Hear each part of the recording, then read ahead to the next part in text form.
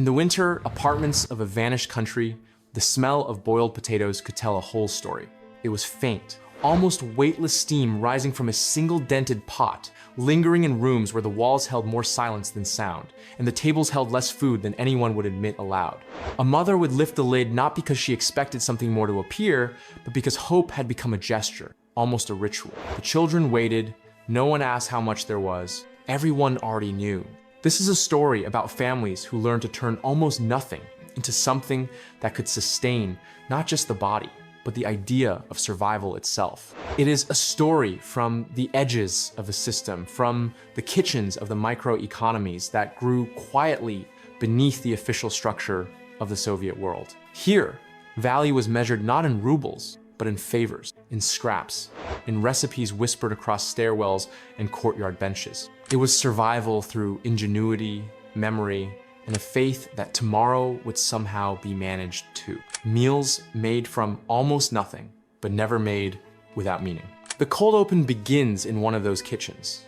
A grandmother stands at the counter, a board worn thin from decades of use, a knife dulled from sharpening on stones and necessity. On the table, 3 ingredients: a heel of black bread, a single carrot, and a bone with barely anything left to give. She turns them in her hands as if they are puzzle pieces, assembling arithmetic few outside these walls could understand. She knows how far each flavor can stretch, how much warmth a broth can promise, how hunger can be softened, not erased with patience. This was not a moment of drama, it was a routine. And in that routine, there was resilience. For millions of families, the story of food was never about recipe, it was about endurance. To understand how families survived on meals made from almost nothing, we must first understand the quiet structure beneath everyday life. A landscape where official statistics painted one picture and lived experience told another. The micro-Soviet economy was not a policy or a program. It existed in conversations behind closed doors, in small favors exchanged at workplaces, in bags carried discreetly up stairwells, in handwritten notes passed between friends who knew when flour might arrive and when it might not. Scarcity didn't announce itself. It crept in one empty shelf at a time. People did not wake up one morning and discover they had to make miracles in their kitchens. They arrived there slowly through shortages that became patterns, through queues that turned into calendars, through a system that promised plenty but delivered unpredictability. Inside this world, meals became acts of negotiation. A family's menu reflected their relationships. The aunt who worked near a bakery, the neighbor who knew a butcher, the coworker who heard a whisper about a shipment arriving at dawn. But even with connections, most days still came down to the smallest things: potatoes, cabbage, onions, grains, bones that had already given their flavor once before and would be boiled again because broth was not measured in nutrients alone, but in comfort. The kitchen table became a microeconomy of its own. Every crumb mattered. Every leftover carried a second life. Every meal was planned not for today, but for how today could extend into tomorrow. Food was never just food. It was time. It was trust. It was the thread that held households together when so little else was certain. The early years of this story do not unfold in headlines or speeches, but in the quiet rhythm of daily compromise. Mothers learned to cut slices thinner. Fathers grew skilled at pretending they had already eaten at work. Children became experts in silence, sensing when not to ask questions, understanding instinctively that the absence of something on the table was not a failure, but a condition of the world they lived in. And yet, even inside scarcity, there was culture. There were inherited gestures from rural grandparents who had known hard seasons long before. There were recipes that did not read like recipes at all, but like survival formulas: water, salt, a root, a grain, time. Dishes that could feed 5 when they were meant for 2. Meals made to appear fuller than they were. Soups thickened with starch. Porridges extended with crumbs. Bread softened and revived to look almost new again. To outsiders, these plates might have looked empty. To those who lived through them, they were evidence of skill. In this early foundation of our story, we see how families found a way not just to endure, but to adapt. The microeconomy of survival was built quietly, piece by piece. It lived in whispered knowledge: which market stall to visit near closing time, which clerk understood what it meant to have children at home, Which neighbor could be trusted to share resources, not because there was abundance, but because there was solidarity. Meals were modest, fragile, sometimes little more than illusions of fullness. But they were made with intention, and in those intentions lived dignity. The narrative of meals made from almost nothing is not simply about poverty or deprivation. It is also about creativity, about the ability to transform the smallest ingredients into something that felt like continuity, something that preserved a sense of normalcy inside abnormal conditions. Families learned to stretch space between hunger and satisfaction, and in that narrow distance, they built rituals. A single potato would be divided into portions with the precision of ceremony. Soup bowls were filled in order. Elders first, then children, then adults who carried their hunger quietly. There were unspoken hierarchies of sacrifice. There were nights when parents claimed not to be hungry, and mornings when they stood at the stove before anyone else woke up, stirring a pot of something thin, watching steam curl upward, like a promise they refused to abandon. In that steam lived hope. Not a loud, triumphant hope, a patient one. The kind that persists even when reality offers little reason to believe in change. This first chapter of our journey through the kitchens of scarcity reveals more than strategies for making food stretch. It reveals a deeper truth about human adaptation, about how people redefine value when the world around them begins to contract. The micro-Soviet economy was not simply a reaction to shortage. It became an informal network of resilience, where the worth of a person was measured not by what they possessed, but by what they could share, barter, or quietly pass along. And above all, by what they could make from almost nothing. As we step further into this story, we will see how these quiet adaptations shaped everyday life, how families navigated the fragile balance between survival and pride, between hunger and ritual, between scarcity and the stubborn insistence to maintain a life that still felt like life. The kitchen remained the center of that story. A place where every sound, the scraping of a spoon against a pot, the slicing of bread, the soft clink of bowls carried weight. A place where the economics of survival were not discussed, but lived. Where scarcity did not erase tenderness, but instead made it quieter, more deliberate, more deeply felt. Because when there was almost nothing on the table, what remained was everything people could give to one another. The idea of enough became fluid in these homes, something measured less by quantity and more by endurance. What mattered was not how full the bowl looked, but whether everyone could sit together and pretend, for a moment, that this was simply dinner and not survival. To understand why these kitchens learned to stretch the limits of possibility, we must move deeper into the environment that shaped them, into the layered reality of a system that was officially built on abundance, yet privately navigated through scarcity. The Soviet economy functioned as a vast, centralized machine, but beneath its surface lived countless smaller economies, improvised, personal, often invisible. These micro-networks existed in factory corridors, stairwell conversations, and workplace storerooms. They were born not from ambition, but from necessity. Because in a system where goods were measured, distributed, and often delayed, survival depended on something more human than policy. It depended on exchange, not the kind of exchange measured in money, but in relationships. A factory worker might know when a small shipment of sugar would pass quietly through a back door. A school bookkeeper might hear rumors about flour arriving in a rural village 2 bus stops away. A nurse might slip an extra bandage to a neighbor whose child had fallen because one day, that same neighbor might appear with a handful of potatoes, not as charity, but as reciprocation. The official economy spoke in statistics. The lived economy spoke in murmurs. Queues were not only places of waiting, they were places of learning. People traded information as carefully as they traded goods. Someone at the back of the line might whisper that another shop across town had oil. Someone near the front might quietly step aside for an older woman, knowing that someday their kindness might return as a shared onion, a borrowed cup of grain, a portion of soup when illness kept them from queuing at all. It was not generosity in the romantic sense. It was survival woven into social fabric. Everyone needed everyone. And yet, even inside that web of dependence, food rarely appeared as abundance. Instead, it arrived in fragments, A kilo of potatoes one week, a few onions the next, sometimes a surprise of fish, a piece of sausage, a tiny slab of butter that had traveled through more hands than anyone admitted. These fragments did not add up to fullness, they added up to possibility. It was in kitchens that these fragments were transformed. The recipes that grew from scarcity were never written down, because they did not belong to a single household. They were shared inheritance pieces of peasant wisdom, wartime improvisation, and quiet innovation stitched together across generations. A soup made from cabbage cores, thickened with yesterday's bread. A porridge extended with water until it could fill more bowls than grain alone ever could. A stew that tasted of memory more than meat. Often, the most crucial ingredient was time. Time to boil bones long after their flavor had escaped. Time to soak beans that would soften slowly overnight.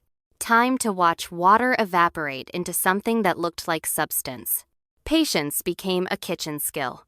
Children grew up knowing the sound of a simmering pot and the meaning behind it. A long simmer signaled hope, not because the dish would be rich, but because it would be stretched. Because food that took time could feed more people than food cooked quickly. The rhythm of boiling water became the rhythm of waiting, of accepting, of enduring. Food scarcity did not simply reshape meals. It reshaped thought. Families learned to plan 3 steps ahead, not financially, but nutritionally. A loaf of bread was not just today's lunch. It was tomorrow's fried slices, and the crumbs saved in a jar for soup thickener. A pot of porridge was breakfast on the first day and dumpling filling on the second. The act of cooking became strategic, almost mathematical. Calories were calculated not in numbers, but in instincts, in the knowledge of how far each bite could carry you. And behind all of this lived a question no one wanted to ask too loudly. What happens when even almost nothing becomes less? There were days when even the ingenuity of households met its limits. Days when the cupboard doors opened to reveal only shadows and silence. On those days, survival moved beyond ingredients entirely. It became about substitution, not replacing food with food, but replacing fullness with ritual. Salt dissolved into hot water, sipped slowly, as if it were broth. Bread crusts softened in milk, transformed into a meal by imagination. Tea brewed thin, poured into small cups to make it feel more generous. Hunger did not disappear. It was managed. Quietly, dignified, endured. This kind of endurance did not make headlines, but it shaped lives.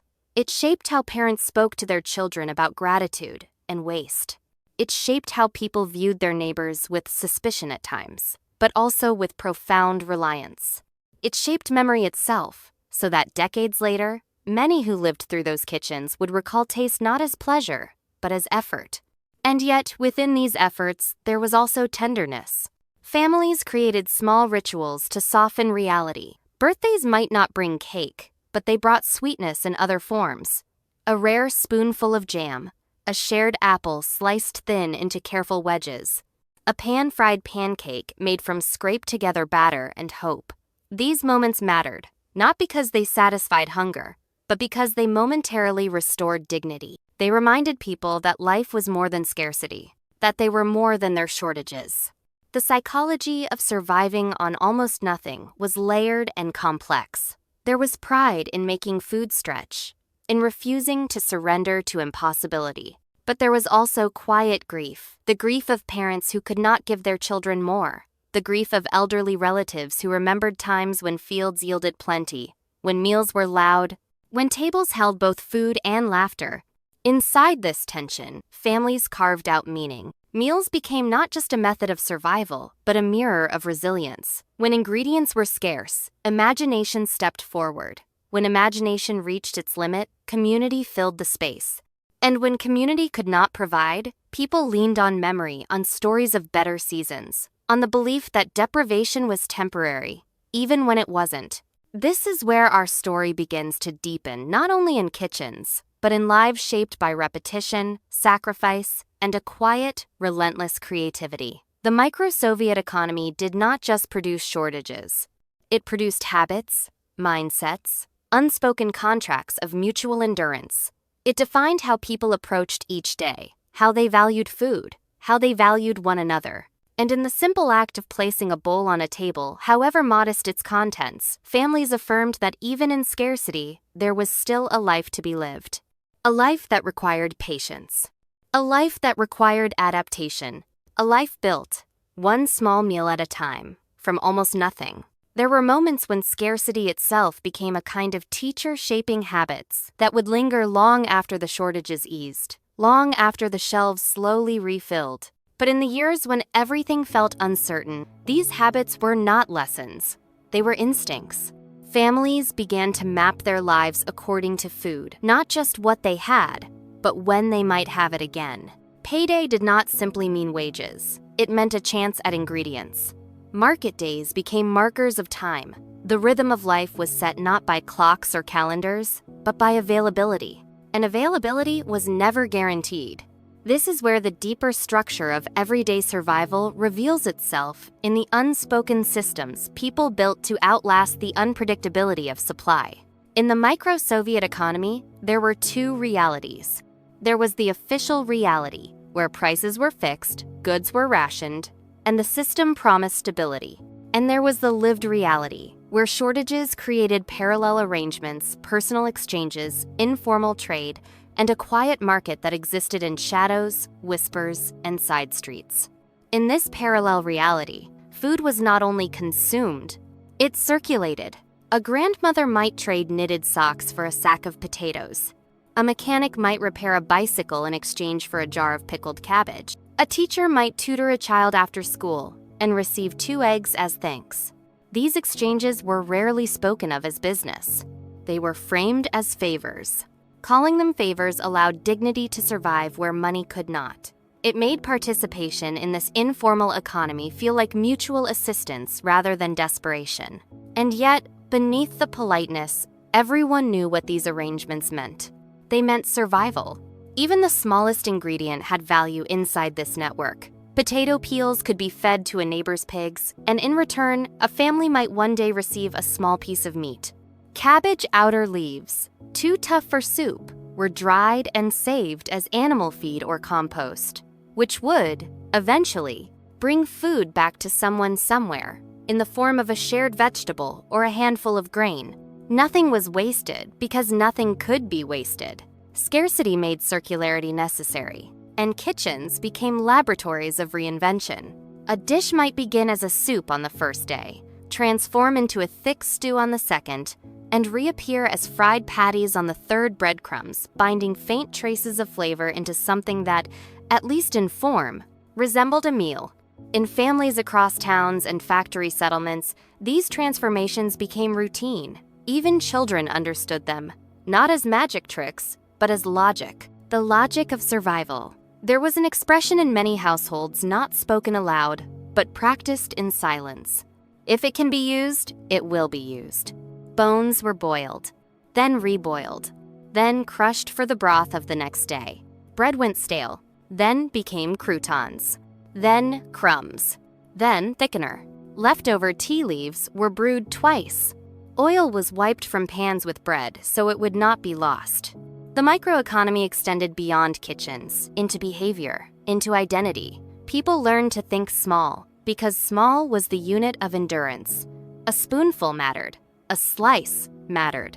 Even the act of saving a jar or bottle mattered, because somewhere in the future, it might become essential. Behind these habits was not fear, but memory.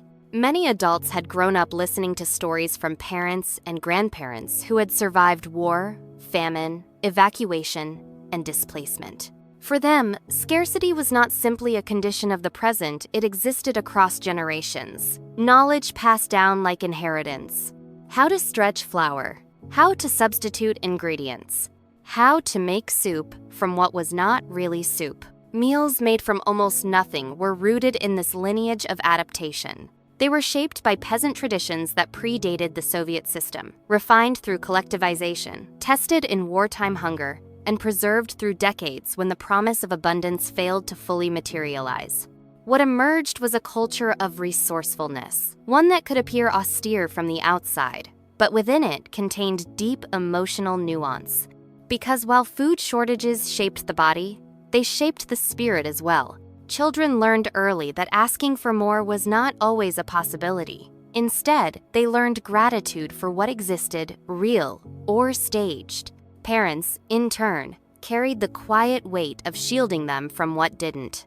There is a particular moment many recall. A mother ladling soup into bowls, hand pausing over the pot, calculating silently. Her own bowl always last. Sometimes half-filled, sometimes not filled at all. She smiled anyway. She insisted she had eaten earlier. The truth was rarely spoken. Sacrifice in these kitchens was not dramatic. It was gentle, repeated, almost invisible. And yet, the emotional cost was real. There were evenings when exhaustion replaced conversation, when the scraping of a spoon through a thin meal filled the room more than words could. There were mornings when hunger woke before the sun, and parents faced the day with a quiet determination that masked worry. But alongside worry lived pride, a fierce, enduring pride in the ability to continue. Meals made from almost nothing did not only sustain families physically, they preserved a sense of dignity in continuity. As long as there was something, however small, to place on the table, life retained structure. Ritual continued. Family remained a unit. Because to stop cooking even when there was almost nothing to cook felt like surrender. So people cooked. With scraps, with substitutions, with creativity, with memory. They seasoned thin soups with stories of summers at the dacha, where gardens once overflowed. They flavored porridge with talk of holidays when tables had been full, laughter loud, plates abundant. Memory filled the spaces, hunger left empty. The microeconomy of scarcity did not eliminate hope. It redirected it. Hope became quieter, more inward, less tied to promises of change, and more rooted in the belief that people could endure, that tomorrow, somehow, would be managed just as today had been. But endurance was not uniform. In some places, shortages deepened into something harsher. In others, connections softened the burden. City centers and rural villages experienced scarcity differently. Industrial towns developed exchange systems that revolved around factory access. Collective farms shaped economies of shared produce, barter, and informal trade. Yet across these differences, one truth remained constant. Meals were rarely only meals. They were negotiations with circumstance. They were testimonies of resilience. They were quiet acts of resistance against despair. And inside these fragile meals was a promise sometimes spoken, sometimes only felt, that survival was not merely about getting through the day. It was about preserving identity, humanity, and a sense of belonging in a world where material security was uncertain. It is here, in the heart of these kitchens, that the story deepens further, moving toward the ways families didn't just endure scarcity, but actively shaped their lives around it. How they found meaning in repetition, found connection through exchange, and found strength in the smallest, simplest acts of nourishment. Because where there was almost nothing, they learned to build something still. There came a point when improvisation was no longer just reaction, it became identity. Scarcity shaped not only meals, but the rhythm of days, the language of households, the way people measured success and failure. In these kitchens, survival was not a moment of crisis. It was a condition of living. And in that condition, people created their own systems of meaning. Families began to categorize food not by flavor or preference, but by function. There was food that filled, food that stretched, food that comforted. Potatoes filled, bread stretched, soup comforted. These categories mattered because each fulfilled a different emotional role. Meals made from almost nothing were not simply about avoiding hunger. They were about managing fear, uncertainty, and the psychological weight of knowing that tomorrow might bring the same emptiness. Soup, especially, became a companion. It was never just a recipe. It was reassurance in a pot. It was water transformed into presence, flavored lightly with bones, cabbage, onions, or grains. It created sound, warmth, smell. Even when it was thin, even when it lacked substance, it gave the impression of nourishment. Children saw steam and believed there was food. Sometimes belief mattered almost as much as calories. Parents understood this. They stretched meals not only physically, but emotionally, adding rituals to compensate for absence. Before dinner, they talked more. They lingered longer at the table, telling stories, asking questions, inviting conversation to fill the spaces hunger left behind. Words became seasoning. Silences became signals. In moments when shelves were emptier than usual, conversations softened, slowed, became gentler. People paid attention to tone, because tone could comfort when food could not. In these kitchens, love rarely appeared in grand gestures. It appeared in the smallest ones. A hidden apple saved for a child on an exam day.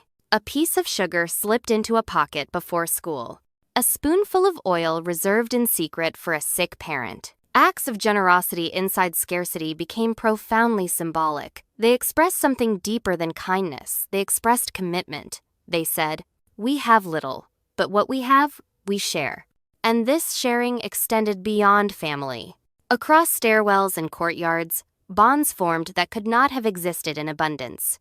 Neighbors learned the quiet details of each other's lives, who lived alone, who had many children, who had elderly parents far away. Food scarcity created awareness. It made people notice each other's needs. Sometimes, an extra bowl of soup traveled across a hallway in silence. Sometimes, a few potatoes changed hands without words. These exchanges were rarely acknowledged openly, because naming them could feel like humiliation. Instead, they were wrapped in casual phrases. "I cooked too much. This was going to spoil. We don't really need it." These words protected dignity on both sides. They kept giving from becoming pity. They kept receiving from becoming shame. At the same time, scarcity revealed contrasts not only of resources, but of temperament, morality, and interpretation. Some guarded what they had fiercely.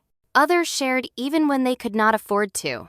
There were households that closed their doors tightly, and households that always found space for one more chair. This contrast did not come from abundance or poverty alone. It came from history, belief, and experience.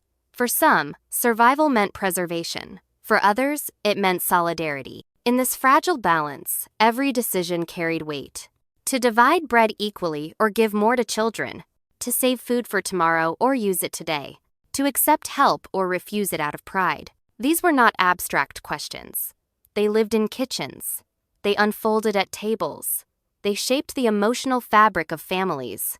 There were nights when a single plate was placed at the center of the table, so it would not be obvious who had a full portion and who did not. Instead of eating separately, people ate together from one dish, equal in appearance, unequal in reality. A spoon paused, a glance exchanged, a portion quietly redirected. Silence did the work, words could not. In those moments, sacrifice took on a new form, not tragic, not heroic. Simply ordinary. The ordinariness made it powerful. Over time, children began to sense the pattern that adults sometimes ate less, that their parents' hunger was a constant negotiation between responsibility and need. This awareness shaped them. It created a sense of caution, humility, and restraint that would follow many for the rest of their lives. Even years later, when shelves grew fuller, some habits remained: saving bread crusts, fearing waste, leaving food for others, because scarcity had carved itself into the mind. Yet within this imprint, there was also strength. Families learned to adapt not only physically, but emotionally. They developed resilience that was neither loud nor dramatic. It existed in patience, in endurance, in a perspective shaped by long memory. They found ways to create joy within limits. Holidays, especially, carried profound significance. Celebration did not erase scarcity, it stood against it. On these days, ingredients were gathered slowly, secretively, with anticipation. A few eggs saved across weeks. Sugar traded quietly for a small piece of fruit. A tiny slab of meat shared between many. Meals on such days were not feasts in the traditional sense. They were symbolic victories, proof that life still contained moments worth marking. Children tasted rare sweetness. Adults tasted relief. Even in these moments, nothing was accidental. Pieces were cut thin so everyone could have a share. Sweets were divided evenly, sometimes to the millimeter. Leftovers were wrapped with care, never discarded. Joy was careful. Joy was rationed. Joy was real. And then came the emotional turning points, the moments when resilient adaptation collided with exhaustion, when the effort to create something from almost nothing became too heavy to carry silently. These moments rarely arrived as outbursts. They appeared as small breaks in composure, a mother staring too long at an empty cupboard, a father hesitating before entering a shop he knew would be bare, an elderly grandparent whispering that hunger was a familiar companion they had hoped never to meet again. In these pauses, history resurfaced. Scarcity was never only about the present. It echoed earlier eras: collectivization, evacuation, wartime hunger, post-war rebuilding. The memory of deprivation lived across generations. When food disappeared, fear returned, not as a new sensation, but as a remembered one. And yet, even in those fragile moments, people continued to cook, continued to gather, continued to share, because to stop would have meant surrendering, not just to hunger, but to despair. Cooking, even from almost nothing, was an act of insistence. There is still life here. There is still family here. There is still a tomorrow to prepare for. Meals made from almost nothing carried that promise forward, not loudly, not triumphantly, but steadily. One pot at a time. And as we follow this story deeper, toward the final reflections of what these meals meant, we begin to see that the true substance of survival was never only in the food itself. It was in the people who transformed scarcity into continuity. It was in the quiet strength that allowed families to endure, to adapt, and to keep returning to the table, even when the table held less than anyone wished it did. There is a moment at the end of many stories of scarcity when people look back and realize that what sustained them was never just food. It was something more fragile and more powerful: the decision, repeated daily, to continue. In the kitchens of the micro-Soviet economy, this decision took the shape of simple gestures: lighting a stove even when the pot was nearly empty, sitting together even when there was little to serve, teaching children how to stretch ingredients not out of fear, but out of care for the future. These gestures formed an invisible architecture, a scaffolding that held families upright when material certainty did not. As time moved forward, conditions changed, shelves shifted, policies evolved, borders fell, and systems transformed. But memory did not move as quickly. It remained in gestures, habits, reflexes of caution and preservation. Long after scarcity faded, many people still saved glass jars, still wiped pans clean with bread, still felt a quiet unease at the thought of throwing food away. These were not quirks. They were traces of a history in which nothing, not crumbs, not leftovers, not effort, could be wasted. For those who lived through it, the question of how families survived on meals made from almost nothing is not abstract. It lives in muscle memory, in the way hands move when slicing bread thin, in how people look at a near-empty refrigerator and automatically begin calculating possibilities rather than limits. Survival taught creativity. Creativity became culture. In the last act of this story, we return to the people at its center: parents who stretched reality as carefully as they stretched soup, children who learned early the value of restraint, elders who carried long memories of both plenty and hunger. They did not view themselves as heroic. They viewed themselves as practical. But within that practicality was a tremendous strength. Part of that strength came from understanding that food is never just food. It is identity. It is memory. It is a promise made across generations. Meals made from almost nothing often carried more emotional weight than feasts. They represented commitment to family, to continuity, to the stubborn insistence that ordinary life would continue, even when circumstances tried to reduce it. To cook is to anticipate the future. To sit together is to acknowledge belonging. Even when ingredients were scarce, these acts persisted. The micro-Soviet economy, that network of informal exchanges, quiet trades, whispered information, and unrecorded favors, provided the skeleton on which daily survival hung. But the flesh and heart of the story were always human. They were found in compassion that existed inside limitation, in understanding that one potato divided was worth more than 10 eaten alone. There were children who remembered the taste of scarcity, not as bitterness, but as closeness. They remembered long evenings in small kitchens, steam fogging the windows, stories flowing with the soup. They remembered how adults protected them from fear by turning necessity into normality. They remembered laughing at tables that, objectively, held very little.